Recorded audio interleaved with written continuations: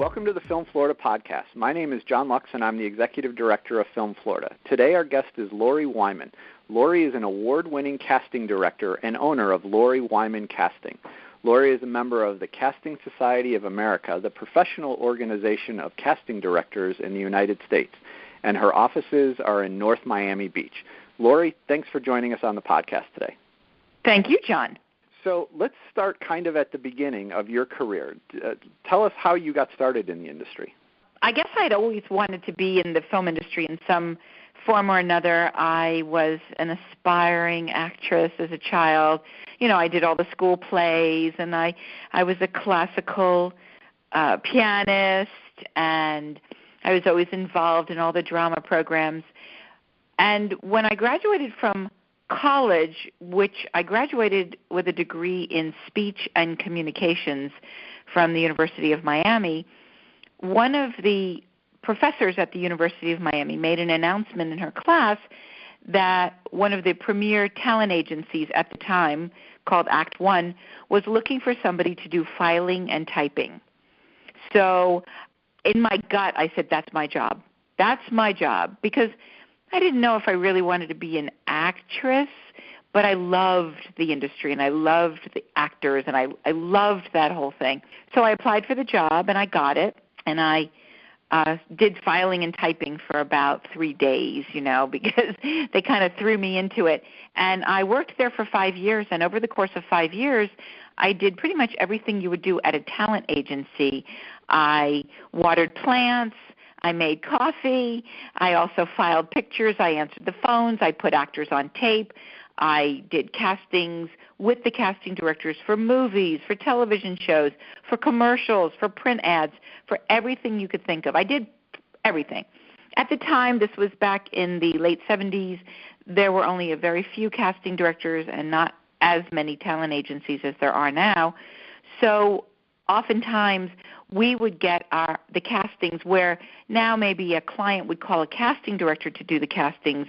At the time, a client might call our agency, and we would conduct a full-day casting session, and I was the person who would put the actors on tape. And after several years of doing that, I said, you know what?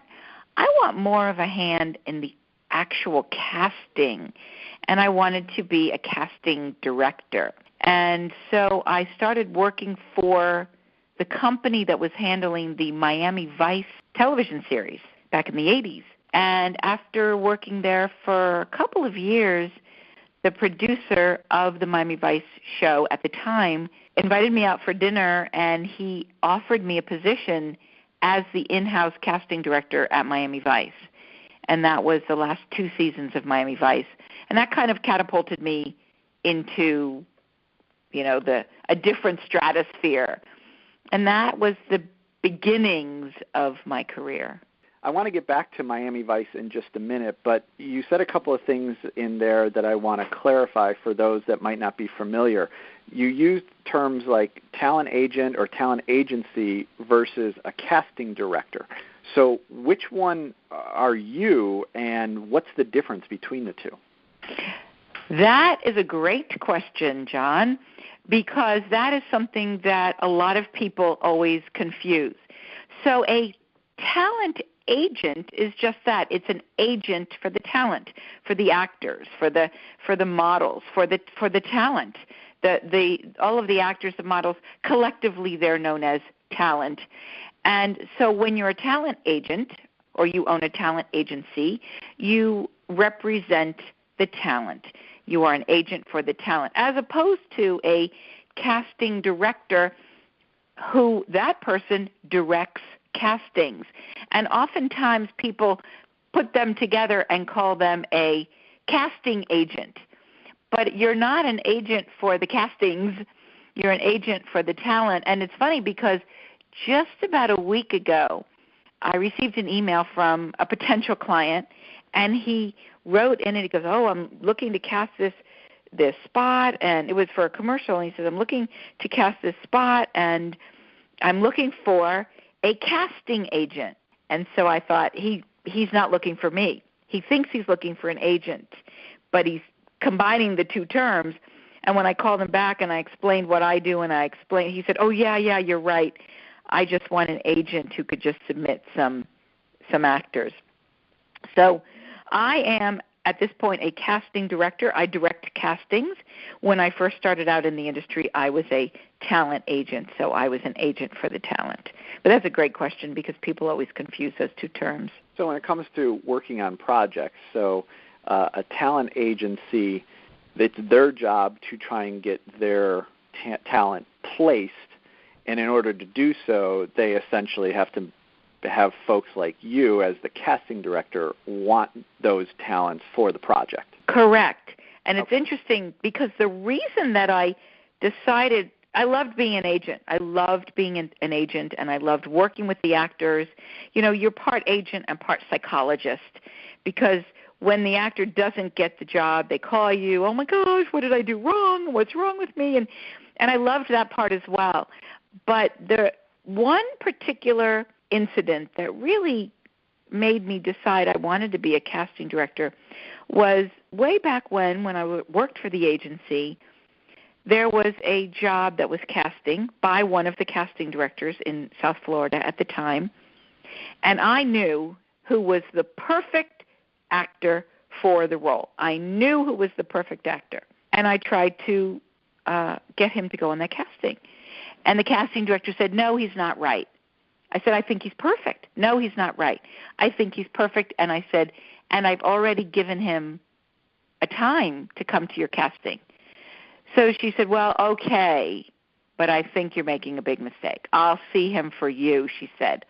Well, P.S., he booked the job.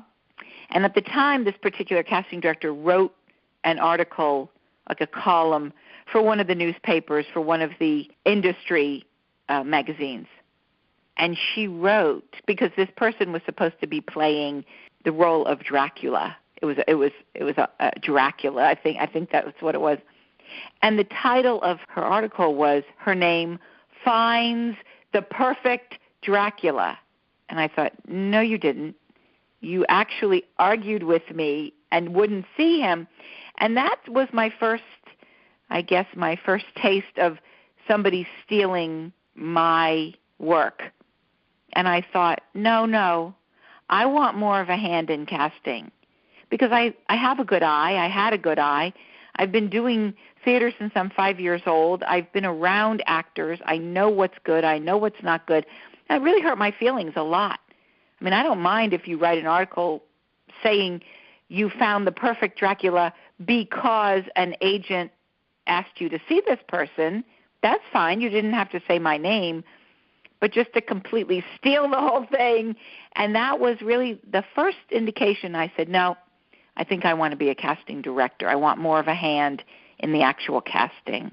Do you think being a good casting director, is that learned, or is that just a God-given skill that you have a knack for? What do you think? I think there's probably a combination of both. I think that I have found, over the years I've had many people work for me. I've had casting assistants, casting associates, and I find the people who are better at noticing the good talent are the ones who have some kind of a theater background, some kind of a drama background. People who come in with no background whatsoever, but maybe they're good clerical people, so I've brought them in to do the paperwork. They're not necessarily as in tune to what is good and what is not good. However, when I do bring people in, I make them sit in casting sessions with me, and after every actor, I put everybody through the paces because this is my work.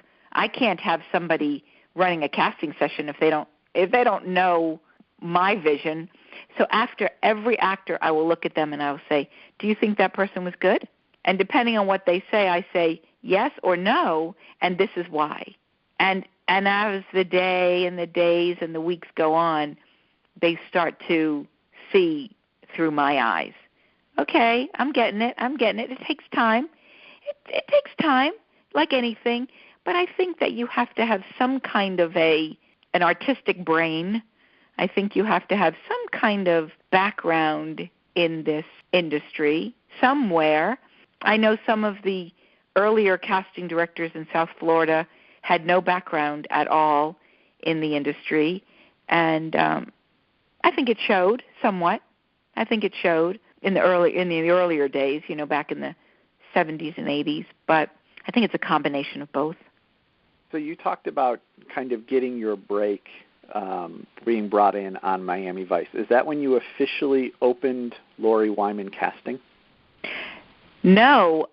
Actually, I officially opened Lori Wyman Casting after, I opened it in 1990, and I started working on the Miami Vice series in 1985, and I started working at the talent agency in 1979.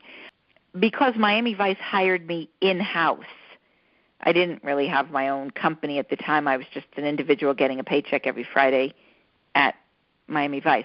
Then I went up to Jupiter and did the Burt Reynolds television series, B.L. Stryker. And that was the same situation where they hired me in-house, and they gave me an office and a telephone and, a legal pad and a desk and a window.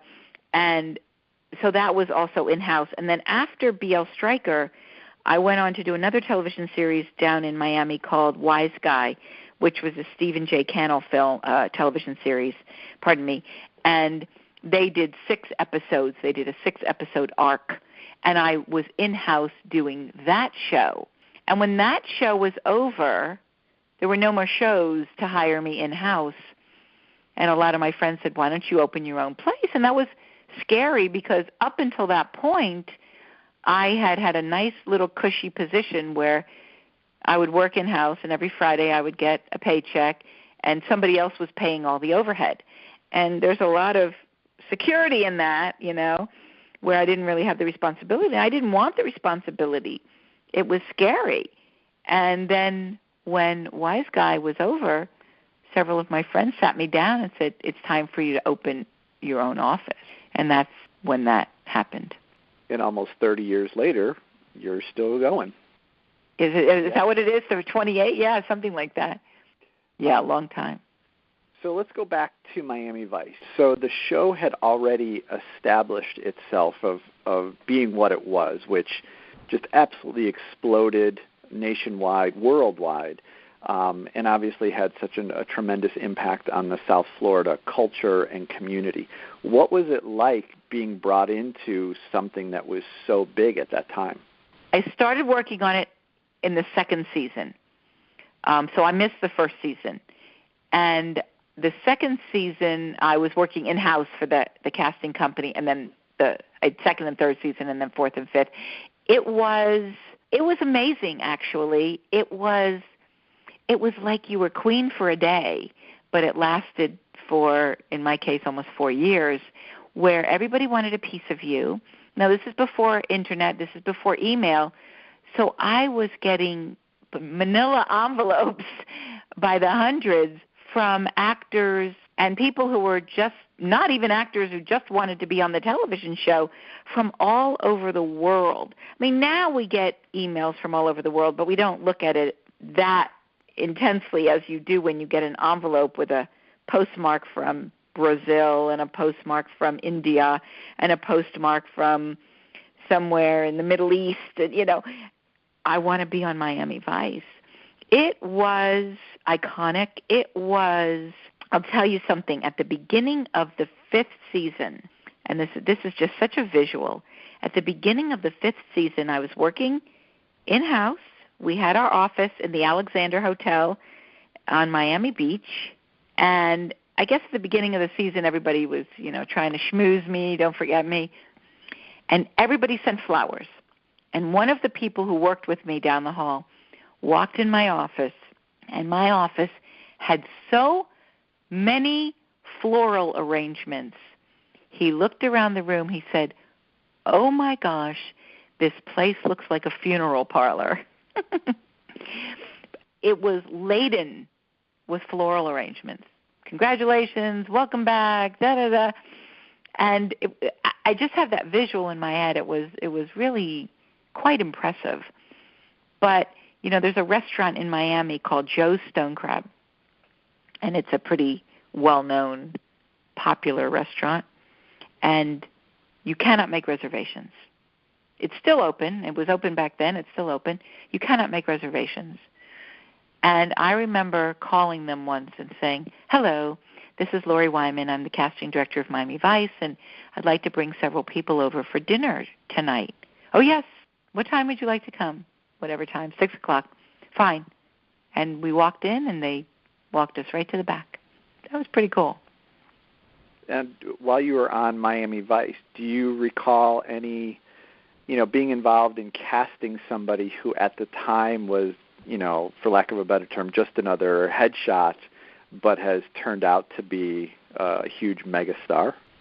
Well, for me, because I was only allowed to cast the quote-unquote local people, and towards the 5th season, they actually were giving local people bigger roles, which was very nice. But the casting director in New York was able to bring in 5 characters per episode. That was the maximum number that they were allowing to come in from out of town. And so she would send down all of these up-and-coming actors to be on Miami Vice. And all of these up-and-coming actors, and a lot of them nobody ever heard of because they were new, but she had met them in New York and she liked them, and they would come through our office. They would come through our casting office. And there were 3 of us in our office.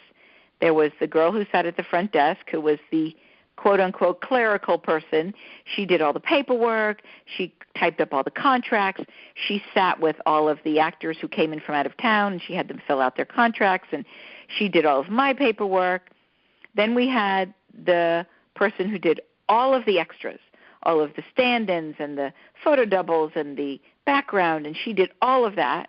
And then I was the person who did all the speaking roles that were cast out of South Florida.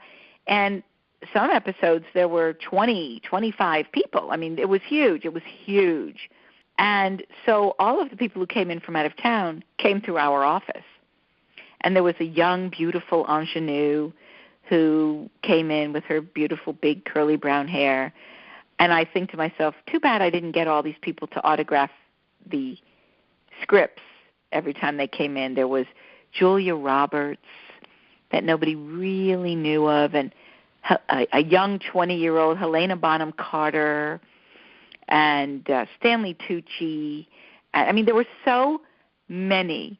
And one day I opened, we had a notebook, and Marjorie, who was our quote-unquote secretary person, she would type up a cast list every episode, and I kept them in a notebook, and it's on my shelf in my office now. And one day I opened it up, and I said to Erin, my assistant now, I said, hey, you want to see all the people we cast on Miami Vice? And it was an amazing Brian Dennehy, and I mean, I can't even think of all of them because there were so many. John Leguizamo, and just people that you didn't know at the time who they were. They were just up-and-coming wonderful actors. Michael Chiklis, who went on to have The Commish and a couple of other big shows, when he came to do an episode of Miami Vice, he had just finished filming a movie called Wired, where he played John Belushi, but it hadn't come out yet. And he was this young, wide-eyed, bushy-tailed kid who came into our office. He was so excited, and he said, oh, yeah, and I just did this movie, and we were so excited for him. And then he goes on, and he's Mr. Big Shot Commish, There were a lot. There were an awful lot. Yeah. And that's the great thing, like nowadays, if you happen to catch an episode of Miami Vice online or one of the streaming services or on cable, just you can't go an episode without saying, oh, I didn't know he was on this, or I didn't know she was on it. It was just a who's who of anybody who back then they weren't the huge names, but now just to see the volume of people that went through that show is pretty astounding to look back on now. Yeah. Very astounding.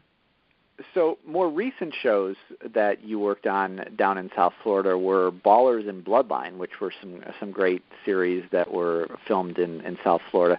Talk about your work on those as well. Well, Bloodline was an amazing show because the producers allowed me, my company, to look for some of the much bigger roles. Oftentimes, when a show comes to Florida, they come already with all of their stars, guest stars, their recurrings, their bigger roles. And we're allowed to do, the secretary that has one line and the waitress that says, would you like some coffee, sir? But Bloodline was different. Bloodline wanted the local color. They wanted to see what we had in Florida.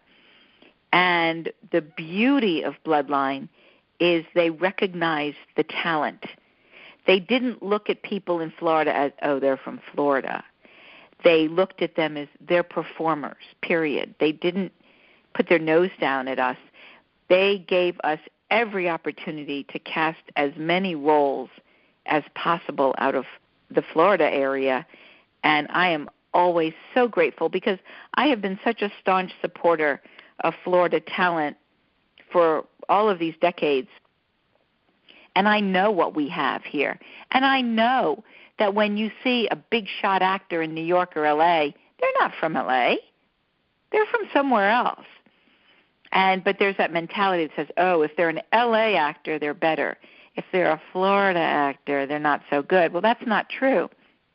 And that's one of the reasons I loved working on Bloodline, because they gave the actors the opportunity to show off their talent.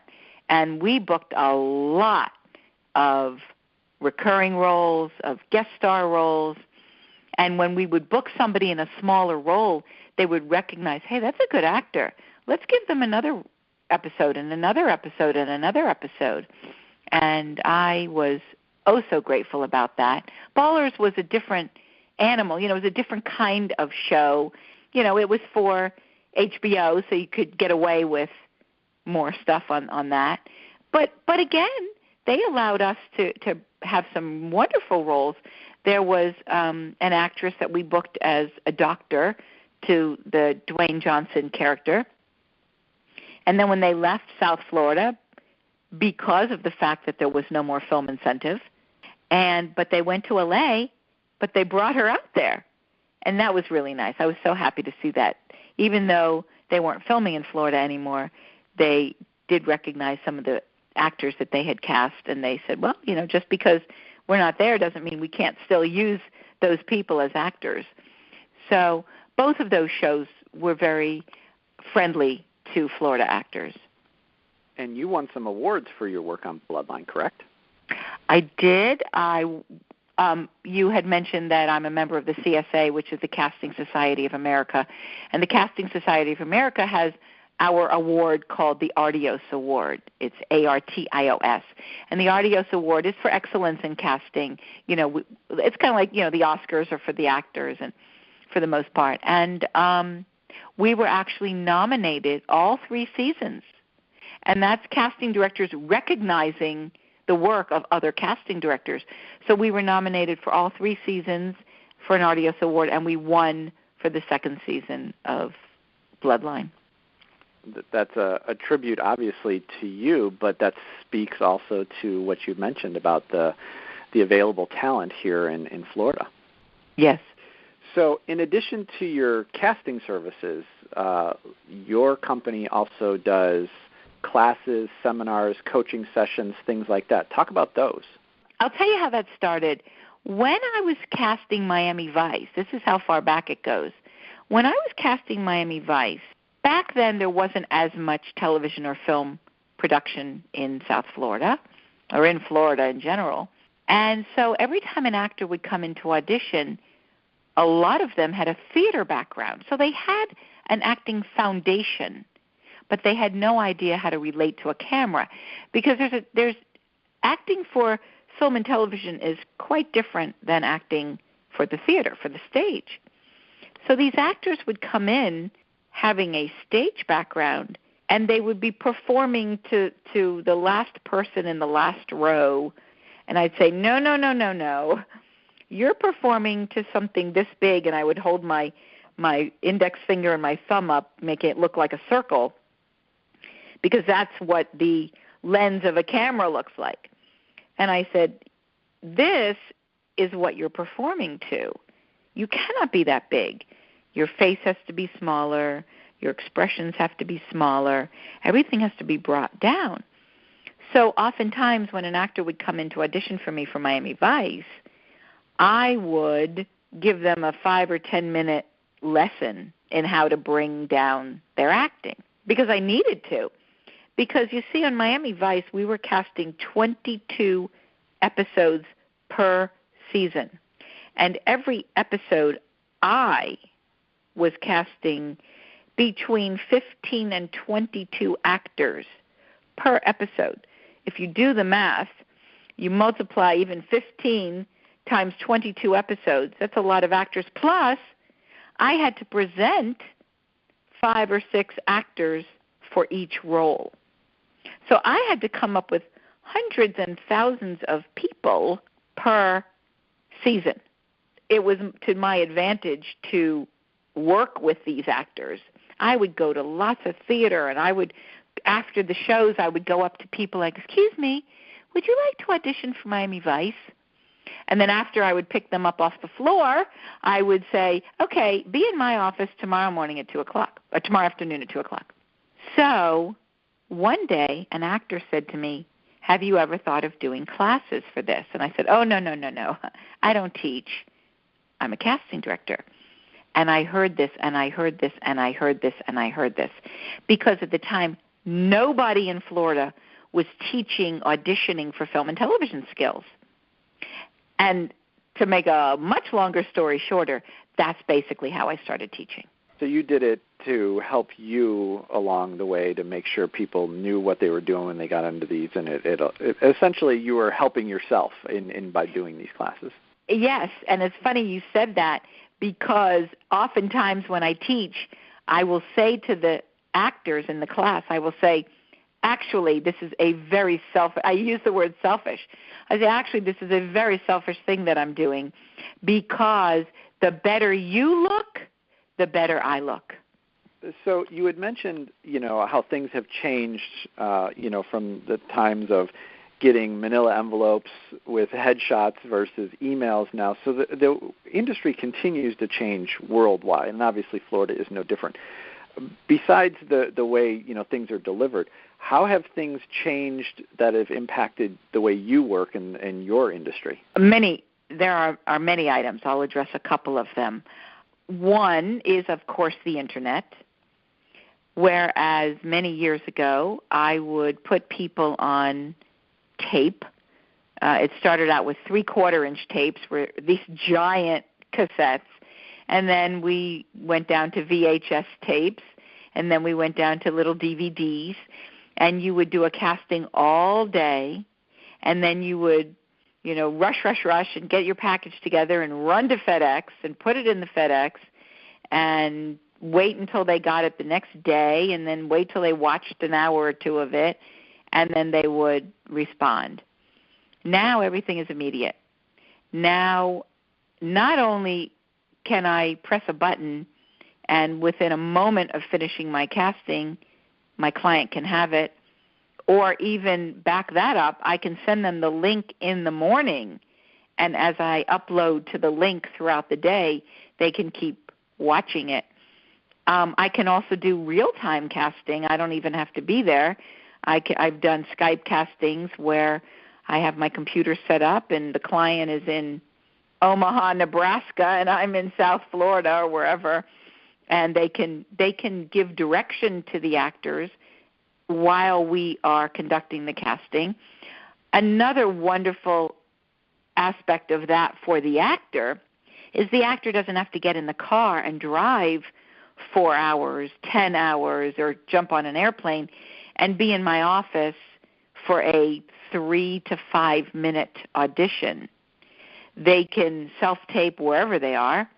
They can email it in, and I can upload it to my link, and I can present a much fuller casting to my client. So the Internet has really helped. That's the positive.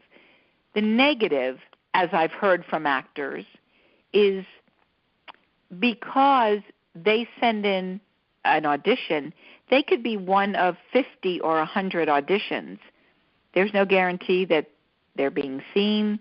There's no guarantee that their video is being looked at. And I'll tell you something that happened to me last week. I'm casting this little sitcom, and we had asked that all of the videos be in by Monday, whatever the Monday was, that Monday. The client called me 2 days before that Monday on a Saturday and said to me, I really want to see something this weekend. And I said, well, I know, but we had given the deadline of next Monday. Well, don't you have anything yet? I said, well, yes, I do. Well, can you just send me what you have? He booked somebody from what he saw that weekend. And when he booked somebody, the people who got their videos in on that Monday were out of luck. Whereas if it had been a live casting session on that Monday, everybody would have shown up. He would have shown up. But see, when you know that you have the opportunity to see a video, it's like, well, don't you have anything yet? And so I felt badly for the actors who wait. I always tell actors, please don't wait till the deadline. That is one issue that I harp on. I'm giving you until next Monday. However, don't wait until the last minute, because oftentimes exactly the story I just told you happens. A client wants to see their videos beforehand. Isn't there any way that you can send me something in advance? So I send them what I already have. And if they like it, there's no reason for them to continue watching. Oh, I'm happy with this girl. We're done. So that is one of the ways, the positive and the negative. Another issue that has affected my business specifically is the topic of a financial film incentive. And the reason that is a positive and a negative, there never used to be a film incentive. If somebody wanted to film in Miami because they wanted the beach and they wanted the weather and they wanted the bikini babes, they came to Miami and they filmed. If they wanted to film in Chicago in the winter because they needed snow, they went to Chicago in the winter and they got their snow. But then something happened, and what happened was Canada, the rate of exchange in Canada, their Canadian dollar to the United States dollar, was you could get $1.50's worth of product for $1 if you shot in Canada. So we had the runaway production, and all of this production, the United States production, started filming in Vancouver, Canada. The state of North Carolina said, well, wait a minute. What if we offered a film incentive to lure some of this production back to the United States? And back then, Wilmington, North Carolina became a huge film hub, and there was a lot of production being done in North Carolina, and specifically Wilmington, North Carolina. Well, then other states started jumping on that bandwagon. And Florida, back in 2012, I believe, 11-12, had a very, very lucrative film incentive. And I, as a casting director, benefited from that. I was doing 5 television series at the same time. I was doing Magic City. I was doing Burn Notice. I was doing Graceland. I was doing 5 television series at the same time. It was amazing. It was fabulous. And then our film incentive went away. And we mentioned Ballers earlier. Ballers came to Miami to film, partly because of our weather, partly because of what we have in South Florida to offer, but partly because of the film incentive. And after they filmed there for 2 seasons, this film incentive money dried up for them, and they left town. When they left town, it impacted my little company, my little one tiny little company had a 6-figure loss. That's how it impacted my tiny little company. And as we know, I'm in the industry, but there are so many support industries that are impacted. Because, see, when Lori Wyman Casting is working, the people who work for Lori Wyman Casting can go out for dinner more. That means the restaurants get more income. Maybe I need a new car. I can finally buy a new car. The automotive companies are impacted. Maybe I can take my family to Disney World. There are other states that are getting the film work that should be coming to Florida. And when I say should be coming to Florida, what I mean is these are productions that have been written for Florida. There are television series that are set in Florida that do not film in Florida because there is no incentive. And what I mean by that is financial incentive. Sure, they'll come to Miami and they'll film 2 weeks, 3 weeks in Miami. The Miami part that absolutely has to be filmed in Miami. But they can film in a warehouse anywhere in the United States. They can film inside of a house anywhere in the United States. So those two things, the internet and the film incentives, have greatly impacted my company and the industry in Florida as a whole. It's very well said, and you know, unfortunately, we hear a similar story about the incentive losses with a lot of companies, a lot of individuals, a lot of support services as well, and it obviously continues to be a challenge. Moving on to another question I had, whether it's any of the television series or films that you've worked on that we've talked about already, or maybe something else. I mean, are there some your favorite project that you've ever worked on, and you know, for a weird reason that people wouldn't suspect? Do you have any specific favorites? Well, one of my favorite projects was Recount. Recount was an HBO movie that was a recreation of the 2000 presidential election. And as you may recall, Florida was front and center during that particular election. We had, well, there were a lot of players in that, you know, that was the election between George Bush and Al Gore. And at the time we had Jeb Bush as our governor. So there was a lot of controversy going on because at first they announced that Al Gore was the winner in Florida, and then something happened, and then he wasn't, and so there was a big controversy going on. And so Danny Strong, who was the writer, wrote this beautiful script, and it was called Recount, and how we were recounting the votes. Why was it one of my favorite projects? Because they allowed me in Florida to cast approximately 80 roles on that movie. And a good percentage of those roles were lookalikes.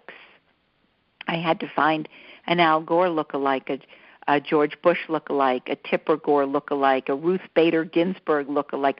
All of the political players in that story we had to cast and recreate. And I won an Artios Award for that, and I was nominated for an Emmy for casting for that. And it was just such an amazing casting experience. Jay Roach was the director, and he was such a wonderful person to work with. David Rubin was the Los Angeles casting director, who has been an angel for me in my career. And it allowed me, I toured the state of Florida. I cast in Miami, I cast in Orlando, I cast in Jacksonville. I went up and down the coast several times to do casting. It was a long process, but it was a very detailed casting. And so it wasn't just finding your best actor. It was finding your best actor who looks like somebody, and when they didn't exactly look like the person, then I was able to create. So there was an actor who came in, and the role that he booked was a political figure named Bob Zellick.